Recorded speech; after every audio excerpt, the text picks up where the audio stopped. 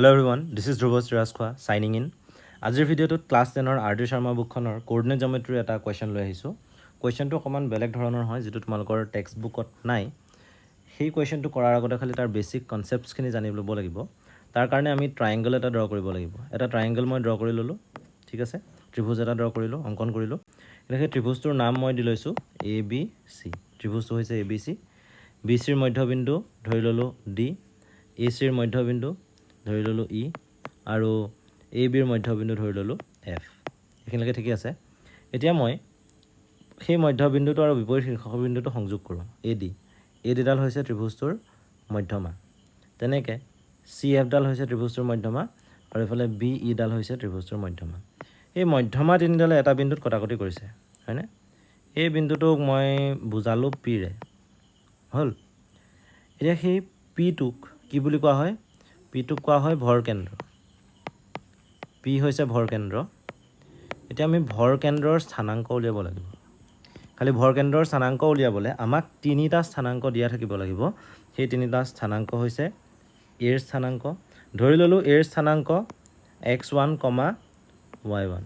ধৰি ল'লোঁ এৰ স্থানাংক x1, y1।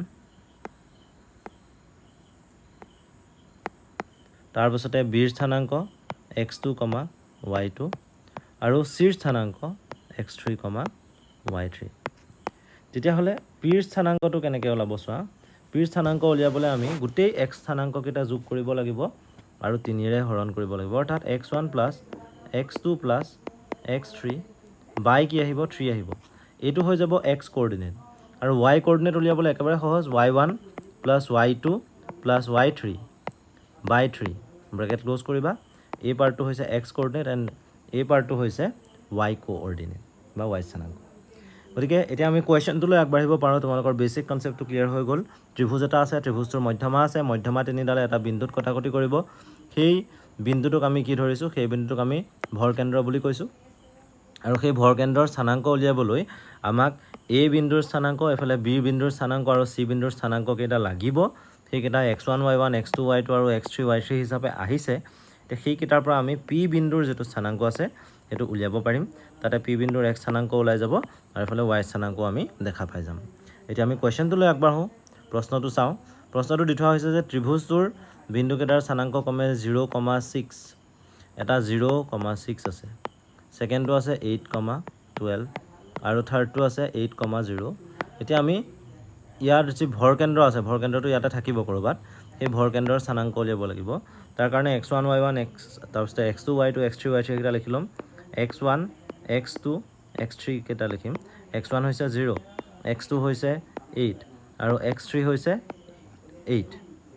তাৰপাছতে y1, y2, y3 কেইটা লিখিম। y1 কি হ'ব?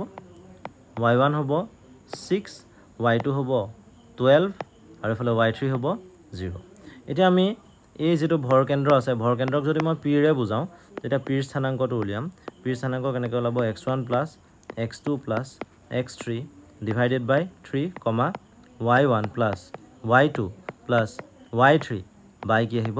3 আহিব। এইখিনিতে ব্ৰেকেট ক্ল'জ কৰিলোঁ। এতিয়া ভেলুখিনি পুট কৰোঁ। চ' ভেলুখিনি পুট কৰিলে কি আহিব চোৱা। x1 plus x2 plus x3 মানে 0 প্লাছ 8 প্লাছ 8 বাই 3, এইফালে 6 প্লাছ 12 প্লাছ 0 বাই 3। এতিয়া 8 প্লাছ 8 মানে 16 বাই 3 কৰিলে ফাৰ্ষ্ট পাৰ্টটো 16 বাই 3 থাকিব। ছেকেণ্ড পাৰ্টটো 6 প্লাছ 12 মানে 18 বাই 3 কৰিলোঁ। এতিয়া এইটো ছল্ভ কৰিলে কি হ'বগৈ চোৱা। 16 বাই 3টো তেনেকৈ থাকিব। চ' 16 বাই 3 তেনেকৈ থাকিব। হোৱাইট কালাৰ দি লিখিছোঁ লাষ্ট এনচাৰটো। আৰু 18 বাই 3 কৰিলে আমি কিমান পাম? 18ক 3ৰে হৰণ কৰিলে পাম আমি 6। গতিকে আমাৰ ৰিজাল্টটোত কি ওলালে? ৰিজাল্টটোত ওলাইছে 16 বাই 3 আৰু y কোঅৰ্ডিনেটটো হৈছে 6। গতিকে এনেকুৱা ধৰণেৰে আমি কি কৰিব পাৰোঁ? এটা ত্ৰিভুজৰ যিটো ভৰকেন্দ্ৰ আছে, ভৰকেন্দ্ৰৰ স্থানাংকটো নিৰ্ণয় কৰিব পাৰোঁ। তোমালোকে ভিডিঅ'বোৰ চাই থাকিবা। যদি ভিডিঅ'টো ভাল পাইছা তেতিয়াহ'লে লাইক কৰিবা, শ্বেয়াৰ কৰিবা আৰু আমাৰ চেনেলটো যদি ছাবস্ক্ৰাইব কৰা হোৱা নাই তেতিয়াহ'লে কৰি ল'বা। Signing off. Thank U.